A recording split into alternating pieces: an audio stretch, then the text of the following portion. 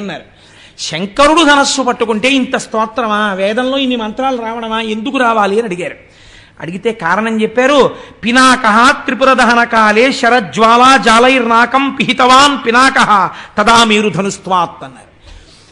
లోకమునందు ఎక్కడా లేని రీతిలో బంగారు పర్వతమైనటువంటి మేరు పర్వతాన్ని తన చేతిలో ధనస్సుగా పట్టుకుని నిలబడిన నాడు, అటువంటి ధనస్సు యొక్క కాంతుల చేత సమస్త లోకములు కప్పబడిపోయి రాత్రనక పగలనక బంగారు కాంతి యందు అన్ని లోకములు ఎప్పుడు ప్రకాశించాయో అలా ధనస్సు చేతిలో ఎవడు పట్టుకున్నాడో వాడి చేతి ధనస్సే చిత్రం. అలా ఎవ్వరూ పట్టుకోలేరు. అలాంటి ధనస్సు పట్టుకున్నాడు కాబట్టి నిన్ను పినాకి అని నీ చేతి ధనస్సుని స్తోత్రం చేస్తున్నావు అన్నారు. మా గురువుగారు పినాకి అన్న మాటని ఎంత అనుభవించారో తెలియదు, కానీ వారి కొడుక్కి పినాకపాణి అని పేరు పెట్టుకున్నారు. కాబట్టి ఇన్ని విషయాల్ని సమన్వయం చేస్తూ మనకి పెద్దలు అన్నారు, ఆయన చేతిలో ఉన్న ధనస్సుని ఇన్ని రకములుగా ఉద్ధరించగలదు. కాబట్టి ఆ ధనస్సుని చూడడం, ఆ ధనస్సు గురించి చెప్పిన రుద్రాన్ని పారాయణ చెయ్యడం, ఆ రుద్రంతో అభిషేకం జరుగుతుంటే చక్క ప్రశాంతంగా కూర్చుని వినడం, అది ఇది కాదు, నీకు చేతనైతే చక్కగా నువ్వే కూర్చుని చదువుకుని మురిసిపోవడం నేర్చుకో. అందులో నిజంగానండి అనువాకాలు పెడతాయి. ఒకానొకప్పుడైతే మేము ఒక సంకల్పం చేశాం, అసలు ఆ రుద్రానికి ప్రతి అనువాకానికి వ్యాఖ్యానం చేద్దాం, ప్రతి అనువాకం మీద ఉపన్యాసం చెప్దాం అని చెప్పి అనుకున్నాను. కానీ అది శివమహాపురాణంగా వచ్చింది. ఏమో ఈశ్వరుడు ఎప్పటికైనా కోరిక తీరిస్తే నేను ధన్యుణ్ణి అవుతాను. అందుచేత అటువంటి ధనస్సు చేత పట్టుకున్నటువంటి వాడు శంకరుడు. ఇప్పుడు ఇవాళ మనం కేవలం ఈ విషయాన్ని స్పృశించి ఈ విషయాన్ని మనం మాట్లాడుకుంటూ ఉండగా మీరు వినడము చేత ఎన్ని కోట్ల జన్మలలో అనుభవించవలసిన పాపరాశి దగ్ధమైపోయి ఉంటుందో మీకు తెలియదు, తెలియనక్కర్లేదు కూడా. కానీ ఆ ఫలితం అలా వచ్చేస్తుంది అంతే. ఎందుకని అంటే మీరు అటువంటి దర్శనం, అటువంటి మాటలు విన్నారు. వినడం చేత దాని ఫలితం అలా వచ్చి తీరుతుంది. కాబట్టి శివో మహేశ్వర శంభు పినాకీ శశిశేఖర, ఆయన్ని శశిశేఖర అని పిలిచారు. శశకం అంటే కుందేలు, అది దూకుతుంది, దూకే స్వభావం ఉన్నది. దూకే స్వభావం ఉన్నది కాలము. ఈ కాలము దూకుతుంది అని ఎందుకంటారంటే మీరు చూడండి, సుఖము చేత కాలము దూకేస్తుంది. భోగి పండక్కి కూతురు అల్లుడు మనవలు వస్తున్నారనుకున్నప్పుడు రిటైర్ అయిపోయిన ఆయనకి ఎంతకీ భోగి రానట్టు అనిపిస్తుంది. ఇంకా రేపే భోగి అనగా అస్తమానం లేచి కళ్ళజోడెట్టుకుని గడియారం చూసుకుంటాడు, గౌతమి వచ్చే టైం అయిపోతుందని. మీరు కాకినాడ టౌన్ స్టేషన్లో చూడండి ఎంతమంది పెద్దవాళ్ళు ఉంటారో. ఆ కూతుళ్ళని కౌగలించేసుకుని అల్లుళ్ళని గౌరవించేసి ఆ మనవల్ని చేత్తో పట్టుకుని తాతగారండి తాతగారండి అంటుంటే వాళ్ళని ఆటోలు ఎక్కించుకుని కారులు ఎక్కించుకుని వెళ్ళిపోయి ఆ మనవలతో ఆడుకుని కనుమ వస్తుంది, అంతే కళ్ళ నీళ్లు ప్రారంభం. ఎందుకని వెళ్ళిపోతుంది కూతురు అల్లుడును. ఏమిటో వచ్చిందనుకున్నంతసేపు పట్లేదు, ఇట్టి అయిపోయింది, భోగి నుంచి కనుమకు వచ్చేసామంటాడు. దూకేసింది కాలం సుఖంలో కదండి. కాబట్టి శశకము చంద్రుడి యందు కుందేలు ఉంటుంది. అందుకే కాలము దూకుతుంది, కాలము నిబ్బరంగా ఉంటుంది. ఒక్కొక్కసారి దుఃఖంలో ఉన్నాడు అనుకోండి, ఈ కాలం గడవట్లేదండి అసలు అంటే. 20వ తారీఖునే డబ్బులు అయిపోయాయి అనుకోండి, ఏమిటో ఈ నెల గడవట్లేదండి అసలు 31 వస్తుందా అంటాడు. కాబట్టి కాలం చాలా గడుసుగా గంభీరంగా ఉన్నట్టుంటుంది. కాబట్టి మీరు ఈ దాంట్లో అర్థం చేసుకోవలసిన రహస్యం ఒకటి ఉంది. మీరు అసలు దాన్ని పట్టుకుంటే శశిశేఖర అన్న మాటకున్నటువంటి తాత్వికమైన అర్థం మీకు అర్థం అవుతుంది. ఈ కాలమునందు మీకేమొస్తోంది? ఇప్పుడు నేను చెప్పిన 2 ఉదాహరణల్లో మీకేమర్థమైంది? ఒకదాని యందు సుఖం ఉంది, ఒకదాని యందు దుఃఖం ఉంది. దుఃఖం ఉన్నప్పుడు కాలం కదలనట్టు అనిపిస్తోంది, సుఖం ఉన్నప్పుడు దూకేసినట్టు అనిపిస్తోంది. దూకేసినట్టు కనపడిన కాలాన్ని, దూకనట్టు కనపడిన కాలాన్ని మీరు వైదిక సమన్వయం చేస్తే క్యాలెండర్లు, డేట్లు, జనవరిలు, ఫిబ్రవరిలు పక్కన పెట్టేయండి, అది మన సంప్రదాయం కాదు. మీరు రోజు చెప్పేటప్పుడు కాలాన్ని ఎలా చెప్తారు? శ్రీ వ్యయనామ సంవత్సరే ఉత్తరాయణే శిశిర ఋతౌ మాఘమాసే శుక్లపక్షే పంచమ్యాం వాసర భౌమవాసరే శుభనక్షత్రే శుభయోగ శుభకరణయే వంగుడి విశేష విశిష్టాయాం శుభరిదౌ శ్రీమాన్ శ్రీమతః అని చెప్తున్నారా లేదా? ఈ తిథులు ఎలా వస్తున్నాయి? శుక్లపక్షే అని చెప్తున్నారా? శుక్లపక్షం దేనివల్ల వస్తుంది? చంద్రుడి యొక్క కళలు వృద్ధి పొందితే శుక్లపక్షం వస్తుంది. చంద్రుడి యొక్క కళలు జారిపోతే కృష్ణపక్షం వస్తుంది.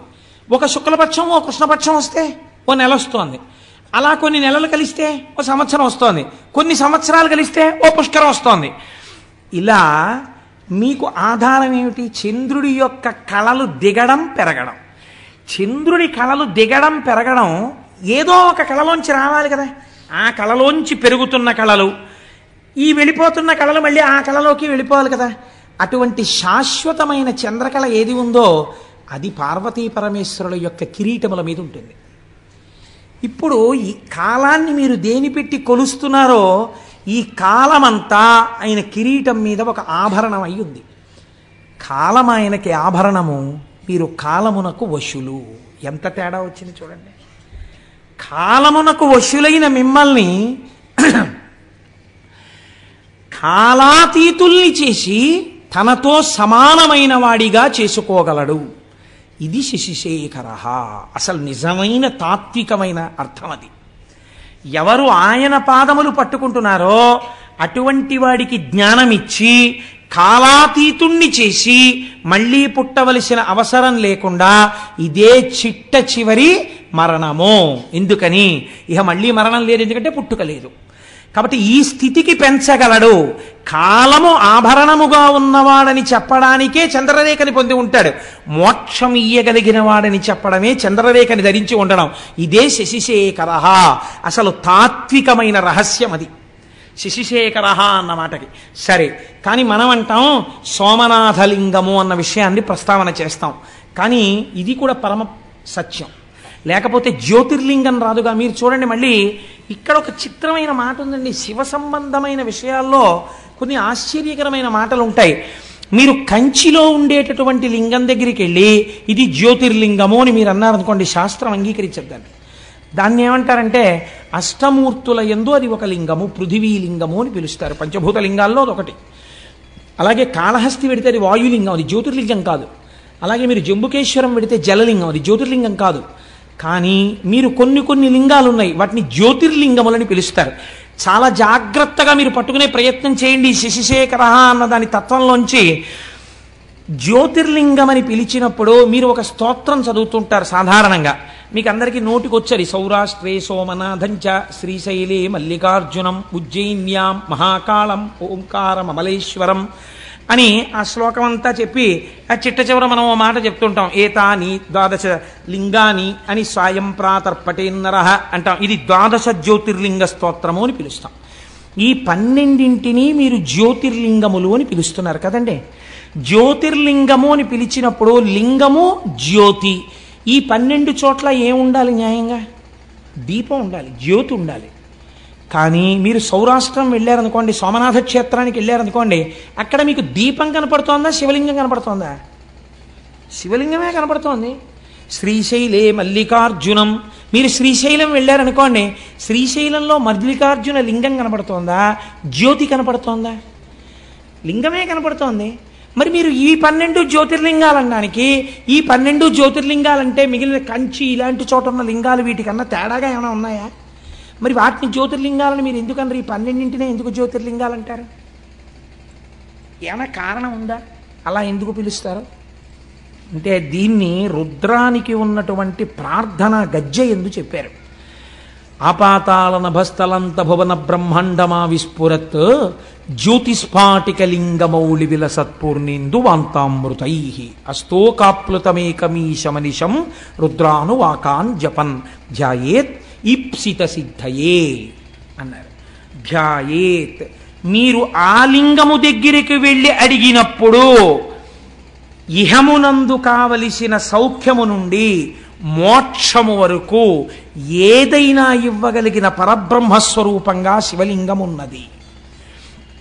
మీకు దొంగో చీకట్లో తెలియలేదనుకోండి, దీపం పెట్టి చూడాలి, స్పష్టంగా తెలుస్తుంది. దీపాన్ని చూడడానికి ఇంకో దీపం అక్కర్లేదు, దీపమే అంతే. ఇంకా జ్యోతియే ప్రధానము స్పష్టతకు. ఈ లోకమునందు జ్ఞానము పొందాలన్నా ఝాయేత్ ఈప్సిత సిద్ధయే. నాకు మోక్షం కాదండి, ఏదో వ్యాధి తగ్గాలి, ఆల్ రైట్ తగ్గిపోతుంది.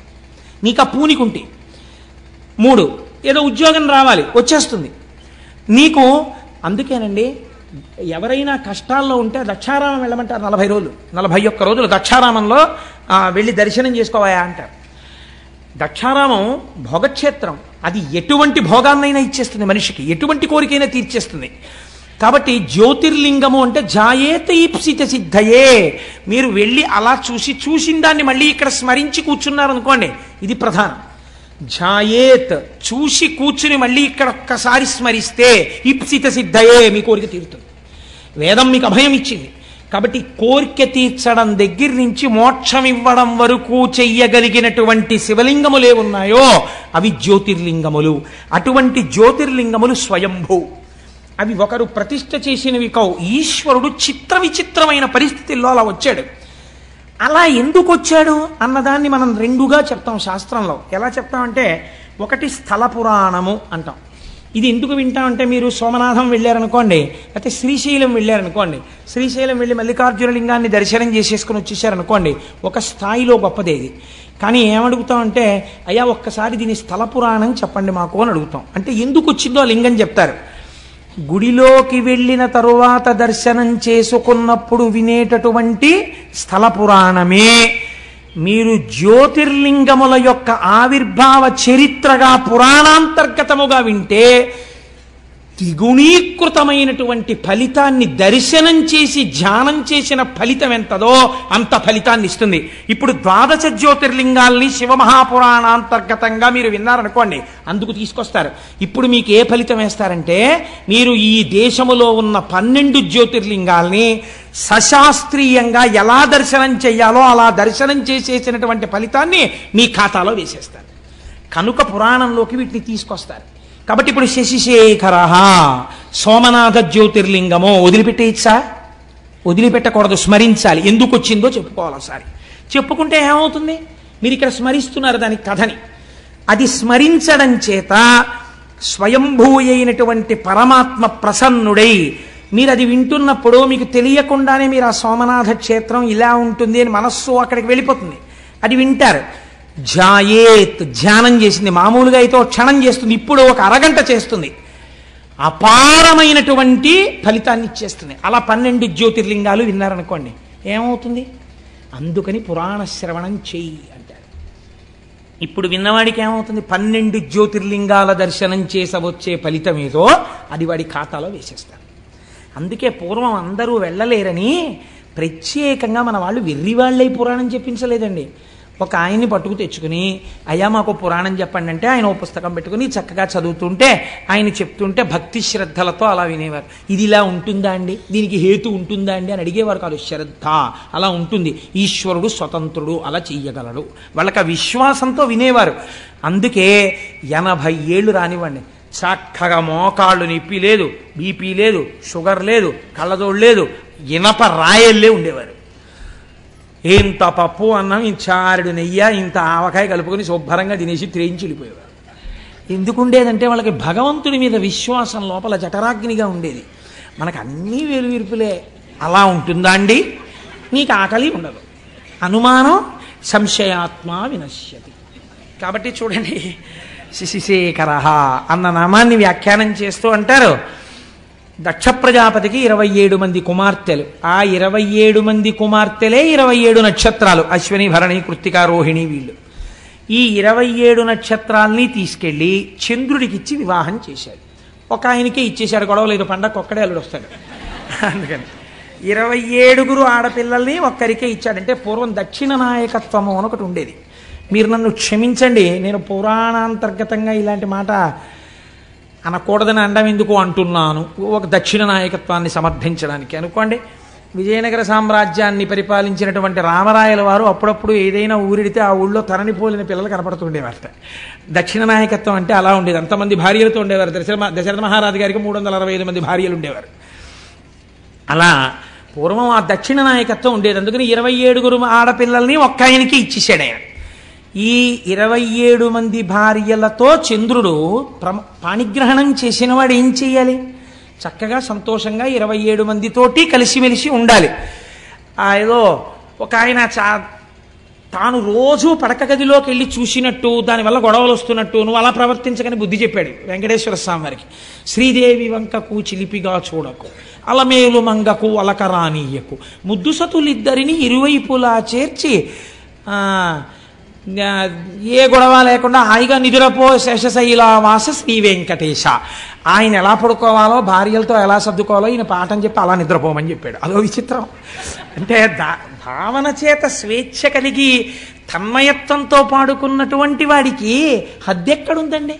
కాబట్టి ఆయన అలా దర్శనం చేయగలిగాడు. అంటే ఆయన ఎప్పుడో ఈయన అలా చూడడం, ఆవిడ కొంచెం కోపడ్డం అవి ఆయన చూశాడనమాట. అందుకని నువ్వు అలా అనవసరంగా గొడవలు తెచ్చుకోక, పొద్దున్నే ఒక అమ్మవారు చిన్నబుచ్చుకుంటే మాకు కష్టంగా ఉంటుంది, ఇద్దరిని సమానంగా చూస్తూ పడుకో అన్నాడు ఆయన. అది ఎంత బుద్ధి చెప్పాడో సార్, ఎంత స్వాతంత్రం అండి. నాకు అలాంటి పాటలు వినపడినప్పుడు చాలా ఆనందంగా ఉంటుంటుంది. కాబట్టి సరే, ఇప్పుడు నేను దేని గురించి ప్రస్తావన చేయాలనుకుంటున్నానంటే 27 కన్యలతోటి భార్యలతోటి చంద్రుడు సంతోషంగా సమానంగా ఉండాలి. కానీ ఇక్కడ నేను ఒక్క మాట అంటే మీరు మరోలా అనుకోకండి. చంద్రుడి చరిత్ర ఎంతొక దోషం ఉంది.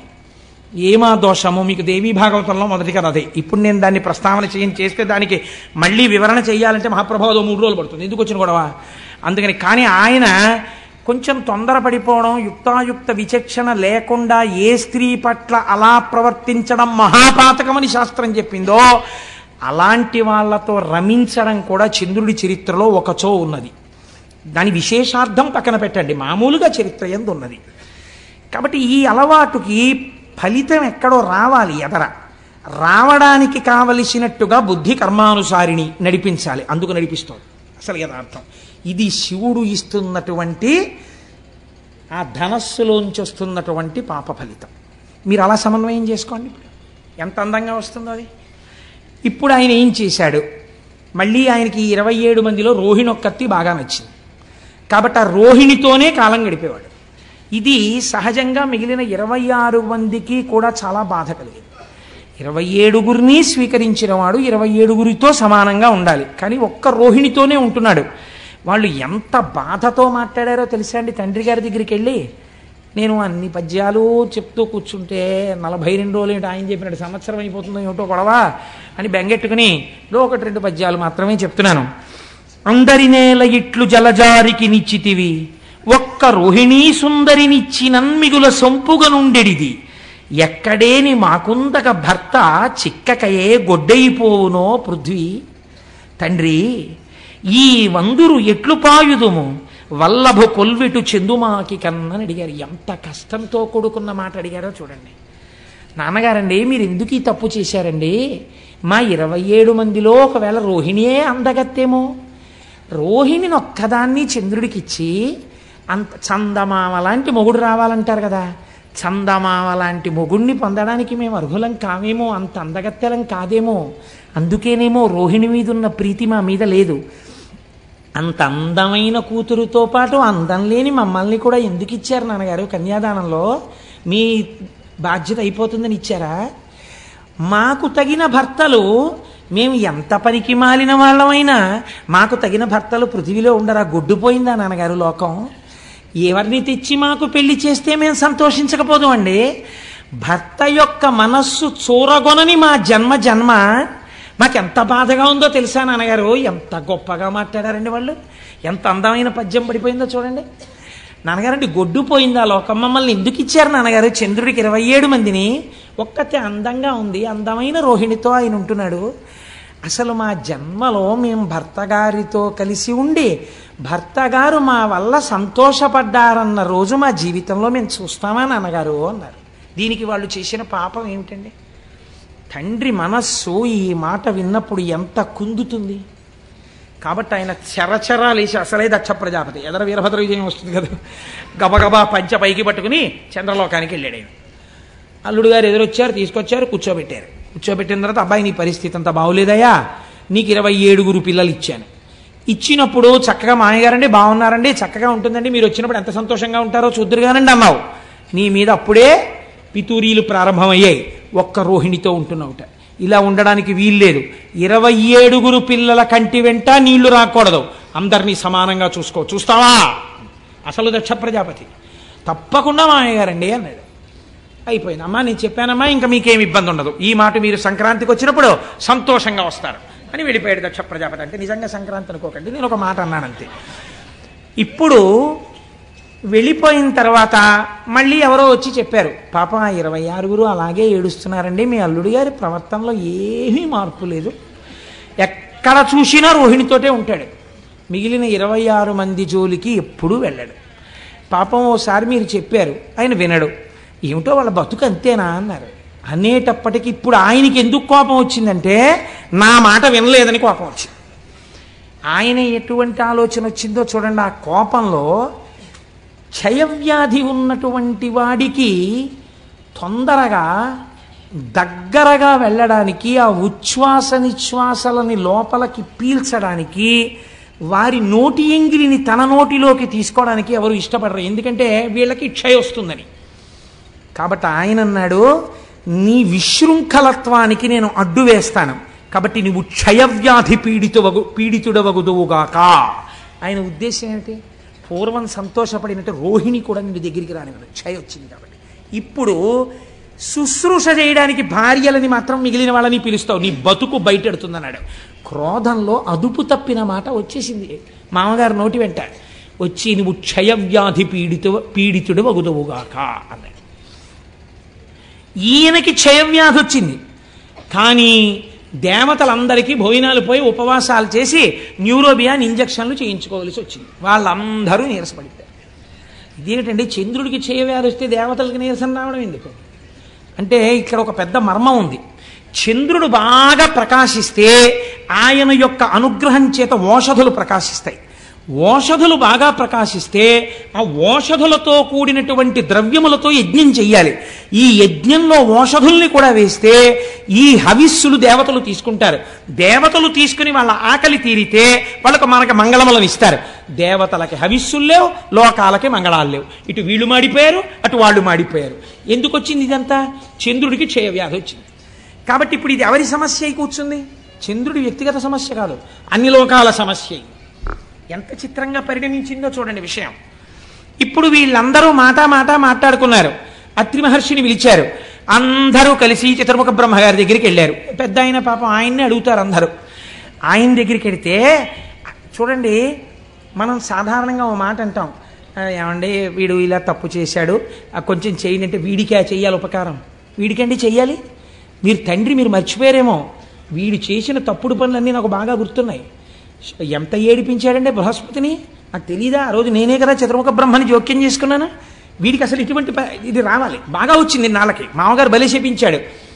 కానీ ఇగో వీళ్ళ కోసం ఓ మార్గం చెప్పక తప్పదు అని చెప్తాడు. చూసారా ఓ పెద్ద ఆయన? అలాగే చెప్పాడు బ్రహ్మగారు. ఆ పద్యం వినండి, ఎంత గొప్పగా పడిందో. పరకాయ ప్రవేశం చేసి అత్యంత సహజమైన రచన చెయ్యడం అంటే అది. అయినను లోక సౌఖ్యమును నారసి చెప్పెదా. వీడు తుంటరవాడు, వీడికి చెప్పకూడదు అసలు. వీడి క్షయవ్యాధితో బాధపడిన గొడవేం లేదు. అయినను లోక సంక్షేమం కోసం చెప్తున్నారు. ఇటు మీరు అటు వాళ్ళు బాధపడుతున్నారు కదా, అందుకు చెప్తానన్నాడు బ్రహ్మగారు. ఆ ప్రభాసమాన్యూనత రాఘహారియగు నొద్దిక వీడట చేరి శంకరున్ పూనిక కొల్చుచున్ తపసుభూని వసించిన కొన్ని నాళ్లకి గ్లానిని మాన్పగాగలదు కాలహరుండు దృఢంబు పొండికన్. నేను చెప్తున్నాను రా ఉపాయం. ఏమీ లేదు, వీడు ప్రభాస క్షేత్రానికి వెళ్ళాలి. వెళ్ళి సముద్రపు టొడ్డున ఉంది, అది అరేబియా మహాసముద్రం అని ఇప్పుడు మనం పిలుస్తున్నామే. ఆ సముద్రపు టొడ్డుకు వెళ్ళి కూర్చుని ఆ ప్రభాస క్షేత్రంలో ఓ గుంట తవ్వి అందులో ఒక పార్థివలింగాన్ని పెట్టుకుని పంచాక్షరీ మహామంత్ర జపాన్ని మృత్యుంజయ మహామంత్రంతో కలిపి అనుష్ఠానం చేయాలి. ఎందుకని? క్షయం వచ్చేసింది కాబట్టి మృత్యుంజయ మంత్రంతో కలిపి అనుష్ఠానం చేయాలి. ఎంత శాపం ఉన్నా ఇటు బ్రాహ్మణ వాక్కుని కాపాడి అటు వీడు చచ్చిపోకుండానూ కాపాడాలంటే పరబ్రహ్మమునకు తప్ప వేరొకడికి సాధ్యం కాదు. కాబట్టి శంకరుడు మాత్రమే చెయ్యాలి పని. వీడిని పార్థివలింగాన్ని అర్చన చెయ్యమనండి అన్నారు. ఆ మాట చూడండి, ఉద్దిక వీడట చేరి. బ్రహ్మగారు మాట్లాడేటప్పుడు ఈయన్ని అండం. ఆ చికాకుంది చంద్రుడి మీద, ఆయనకి కోపం ఉంది, అందుకని వీడిని అక్కడికి వెళ్ళమనండి. ఎంత బాగా అన్నాడు చూడండి. ఒద్దిక వీడట, అక్కడైనా బుద్ధిగా కూర్చోవాలి.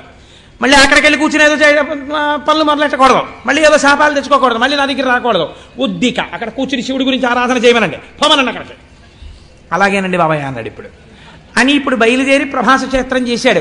ఏం చేస్తాడు? చేసిన పాపం అనుభవించాలి, వచ్చింది శిక్ష. కాబట్టి ఇప్పుడు అక్కడ కూర్చుని పంచాక్షరీ మహామంత్రాన్ని మృత్యుంజయ మహామంత్రంతో అనుసంధానం చేశాడు. ఇది ప్రసన్నుడు అంటే ఎవడు వ్యాధినిచ్చాడో వాడే శివాశర వ్యాయాతవ తయానో రుద్రమృడయా రక్షించాలి. ఇప్పుడు వెళ్ళి కూర్చుని జపం మొదలెట్టాడు. కొన్ని కోట్ల జపం అయిపోయింది.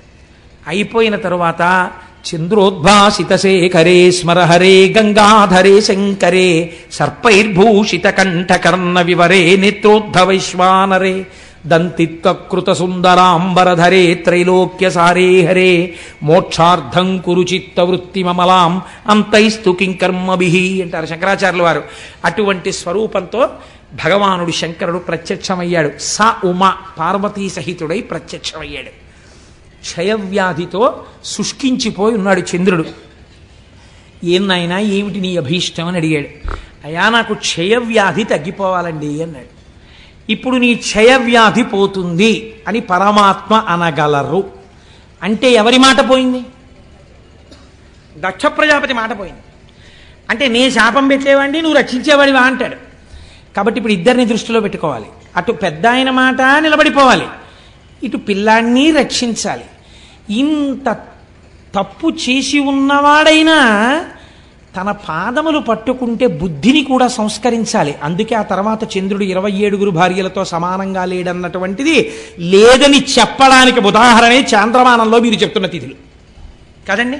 లేకపోతే చంద్రమానంలో ఎలా జరుగుతున్నాయి తిథులన్నీ? చంద్రుడు కూడుతున్నాడు కదా నక్షత్రాలతోటి. కాబట్టి ఇప్పుడు బుద్ధిని మార్చాడు.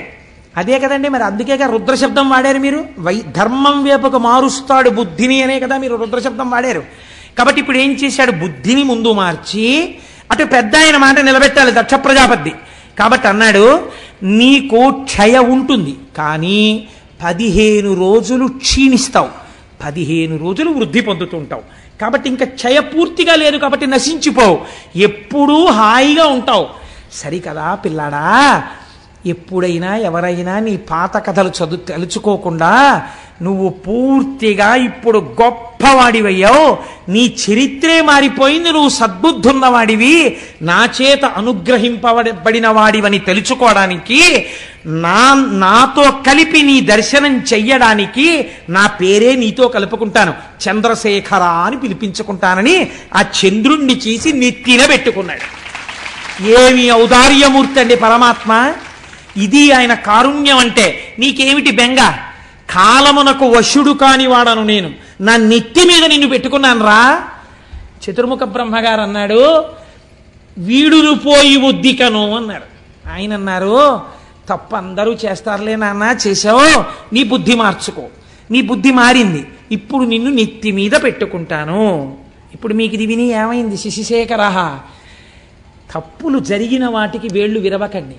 ఇంత కారుణ్యమూర్తి అయిన శంకరుడి పాదాలు పట్టుకున్న వాడికి ఒక్కసారి పట్టుకుంటానని పూనికతో నిలబడితే మిమ్మల్ని కూడా నెత్తి మీద పెట్టుకోవడానికి ఆయన సిద్ధంగా ఉన్నాడు కదండి.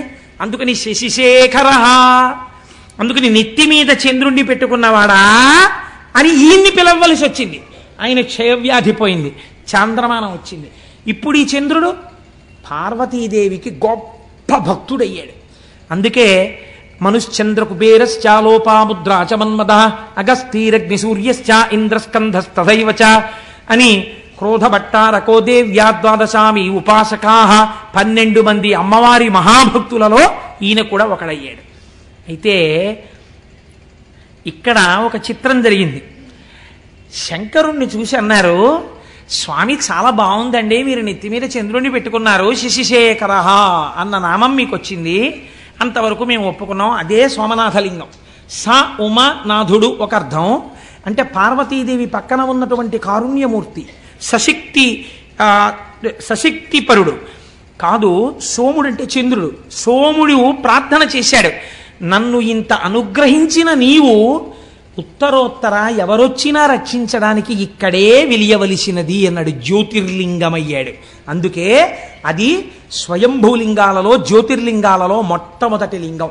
మీకు తెలిసి వెళ్ళినా తెలియక వెళ్ళినా దీర్ఘకాలం పీడించేటటువంటి వ్యాధులు నయమవుతాయని, భవిష్యజ్జన్మలలో చేసిన పాపముల వలన భయంకరమైన వ్యాధులు, కుష్ఠవ్యాధి వంటి వ్యాధి రావలసినటువంటి పాపములు ఖాతాల్లో ఉండిపోయినా అవి భగ్నమైపోతాయని సోమనాథలింగ దర్శనం చెయ్యాలని మనకి శాస్త్రం చెప్తోంది.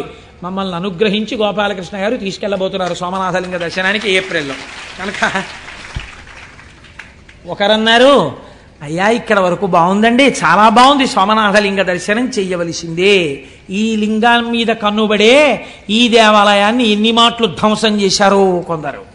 ధ్వంసం చేస్తే మహానుభావుడు ఉక్కు మనిషి అనిపించుకున్నటువంటి భారతదేశపు ఉప ప్రధాని చేసినటువంటి సర్దార్ వల్లభభాయ్ పటేల్ గారు ఆయన ఆధ్వర్యంలో ఒక కమిటీ ఏర్పడి సోమనాథ దేవాలయాన్ని పునర్నిర్మాణం చేసి అత్యద్భుతమైన దేవాలయంగా రూపుదిద్దారు ఇప్పుడు.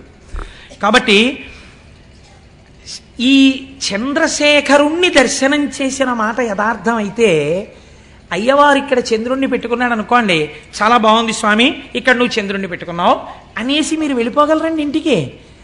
మా స్వామి పరమాచార్య స్వామి ఒక మాట చెప్పారు. ఆయన అన్నారు ఒక రోజున, ఆయన నాకు ప్రాణం అండి మహానుభావుడు, అలా వెళ్ళిపోతూ ఎక్కడో కూర్చునేవారు, ఏదో గుర్తొచ్చేది, ఆకాశంలో చంద్రుణ్ణి చూస్తే ఓ నవ్వు నవ్వేవారు. నవ్వు నవ్వి ఆయన అన్నారు, మౌళౌ గంగా శశాంకౌ కరచరణతలే శీతలాంగా భుజాంగా వామే భాగే దయార్ద్రా హిమగిరి దుహిత చందనం సర్వగాత్రే యుద్ధం శీతం ప్రభూతం కనక సభానాథ సోఢుం క్వశక్తి చిత్తే నిర్వేదతస్తే యది భవతి నతే నిత్యవాసో మదీయే అన్నారు. ఈశ్వర, మాకు కొంచెం ఆశ్చర్యంగా ఉంటుందండి. మొన్ననే కదా పుష్యమాసం వెళ్ళిపోయింది. ఆర్ద్రా నక్షత్రమేమో శంకరుడికి ప్రీతి, శ్రవణ నక్షత్రమేమో మా స్వామి వెంకటేశ్వర స్వామి వారికి ప్రీతి. శివకేశవులని రెండు ఎక్కడ ఉన్నాయండి? ఉన్న ఒక్క మూర్తిగా. ఒక్కసారి అలంకారం చేయించుకుని మనని సంతోషపెడతాడు, ఒకసారి అభిషేకం చేయించుకుని సంతోషపెడతాడు. కాబట్టి ఆయన అన్నారు, మౌళౌ గంగా శశాంకౌ, ఈశ్వర నీ తలలో ఇప్పటికే గంగమ్మ ఉంది. ఆ గంగమ్మ ఉత్తినే కూర్చుంటుందా? ఎప్పుడు కదులుతుంది, ప్రవహిస్తుంది. నీరు అలా స్టాగ్నెట్ అయి ఉండిపోతే కుళ్ళుకంపు వస్తుందండి. అందుకని తిరుగుతూ ఉంటుంది ఆ జటాజూటంలో. అలా తిరుగుతుండడంలో ఏమవుతుంది, కిందకి ఇలా కారిపోతుంటుంది. ఆ నీళ్లతో నీ ఒళ్ళే ఏమవుతుంది, ఎప్పుడూ తడిసిపోతుంది. ఎప్పుడు శంకరుడి దగ్గరికి వెళ్ళి ఇలా ముట్టుకుందామన్నా పార్వతీదేవి చల్లగా తడిసిపోయి ఉంటాడు. అబ్బా తుడుచుకోండి అంటుంది, మళ్ళీ తుడుచుకుంటాడు, మళ్ళీ తడిసిపోతుంటాడు. కాబట్టి ఈశ్వర ఇప్పటికే గంగ ఉంది, అది చల్లగా ఉంటాయి నీళ్లు. చాలదన్నట్టు ఇప్పుడు ఏం చేసావు, చంద్రుణ్ణి తెచ్చి నెత్తి మీద పెట్టుకున్నావు. కాబట్టి ఇప్పుడు నీ తలకాయ ఎంత చల్లగా ఉండాలి. ఎప్పుడు పెట్టుకున్నావో ఆ సోముణ్ణి, తలకాయ ఎంత చల్లతనంతో దిమ్మెక్కిపోయి ఉండాలి. నిజానికి ఎంత చల్లతనమో, ఎంత చల్లగా ఉందో, తల నిమ్మెక్కిపోయింది అంటుంటాం మనం.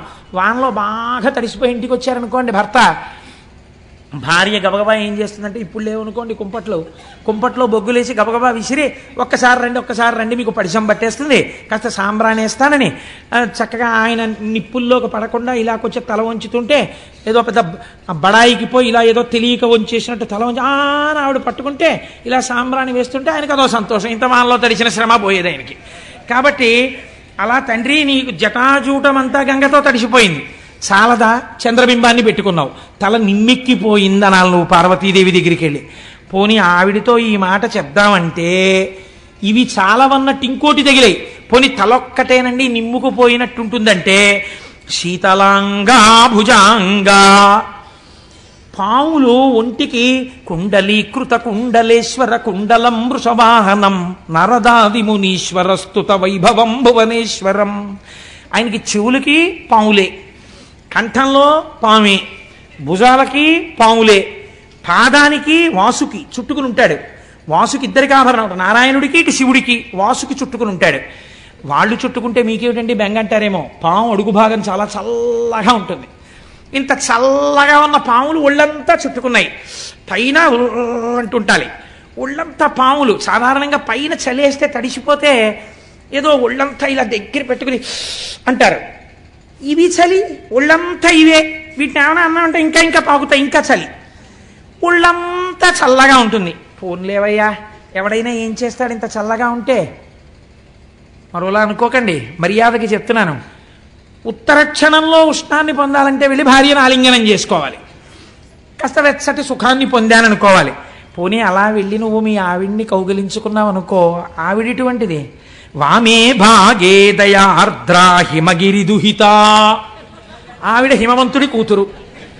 పైగా ఆవిడెప్పుడు ఎలా ఉంటుంది, దయార్ద్ర, దయతో తడిసిపోయి బిడ్డల్ని ఎలా రక్షిద్దాం అని పరమ దయతో తడిసిపోయి ఆవిడ ఉంటుంది.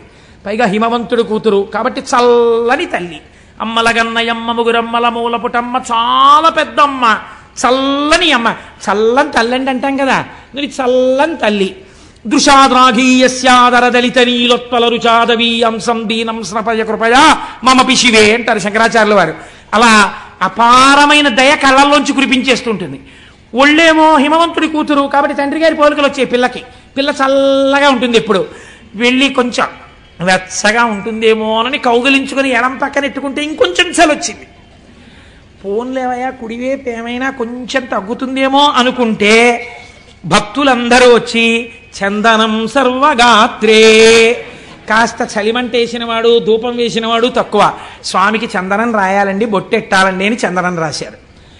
అబ్బా ఎంత చలయ్యా స్వామి నీకు, ఎంత ఉనికిపోవాలి నువ్వు, గడగడగడగడగడగడ. పోనీ ఇక్కడతో ఊరుకున్నావా? ఇద్దం శీతం ప్రభూతం కనక సభానాథ సోఢుంక శక్తి.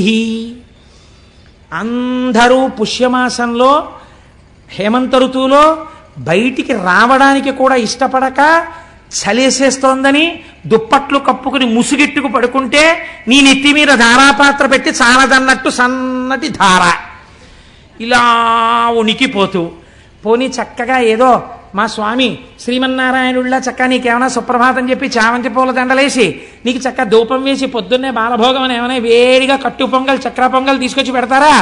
నీకు అభిషేకాలు మొదలెడతారు పొద్దున్నే. పాపం నీకు పూజ ఎప్పుడు, నీకు అలంకారం ఇప్పుడు 11 అయ్యాక. తెల్లారకట వీళ్ళందరికీ మాత్రం స్వెక్టర్లు వేసుకుంటారు, మంకీ క్యాప్లు పెట్టుకుంటారు, గుళ్ళోకి వస్తారు. వీళ్ళు మాత్రం తలకో చెంబు నీళ్లు పట్టుకొచ్చి నీ మీద పోసేస్తుంటారు. అయ్యయ్యో ఈశ్వరా ఎంత చలయ్యా నీకు పరమాత్మ. సోఢుంక శక్తి, ఇంత చల్లగా ఉందే నీ పరిస్థితి, ఎలా తట్టుకుంటున్నావయ్యా వణకకుండా అని వెంటనే అన్నారు. నాకు అర్థమైంది ఎందుకు నీకు శక్తి వచ్చిందో తెలుసా? చిత్తే నిర్వేదతస్తే యది భవతి నతే నిత్యవాసో మదీయే. ఎప్పుడు ఆశలతో కోరికలతో ఏడుస్తూ దుఃఖంతో అటు పరిగెడుతూ ఇటు పరిగెడుతూ వేడెక్కిపోయిన నా హృదయంలో కూర్చుని కూర్చుని ఈ వేడి తగిలి ఇంత చల్లతనానికి సరిపోలేదు, అందుకే ఇంత చల్లవన్నీ పెట్టుకున్నావు అన్నారు. ఎంతటి కారుణ్యమూర్తివయ్యా శశిశేఖర. చంద్రశేఖరుడిగా కూడా ఇక్కడ కూర్చోవడం వల్ల ఇంత చల్లతనం నీకు సరిపోలా, వేడెక్కిపోయావు మా చిత్తముల యందుండేటటువంటి సెగకి. కాబట్టి మేము ఇటువంటి వాళ్ళం తండ్రి, మా మనస్సులు ఎలా చల్లబడతాయి? నువ్వు ఒక్కసారి కారుణ్యంతో ఇలా చూడు, శశిశేఖర అని చెప్పుకున్నాం కదా, మా మనస్సులు చల్లబడేటట్టుగా మమ్మల్ని అనుగ్రహించు అని అద్భుతమైనటువంటి శ్లోకాన్ని శశిశేఖర శబ్దానికి అనుసంధానం చేస్తారు. సరే ఇవాళ ఇక్కడ వరకు చెప్పాను. దీని తర్వాత ప్రస్తావన చేస్తే కష్టం కనుక 8:30 అయింది కనుక రేపటి రోజున రేపు ఒక పరమాద్భుతమైన, ఎలాగో మొదలు పెట్టేశాను కాబట్టి ఓ పని చేస్తాను, ఇంకిక్కడి నుంచి వరుసగా మీకు ద్వాదశ జ్యోతిర్లింగ దర్శనం, రేపటి నుంచి వరుసగా జ్యోతిర్లింగాలు పెడతాను కనుక రేపు శ్రీశైల మల్లికార్జునుడు మన రాష్ట్రమే.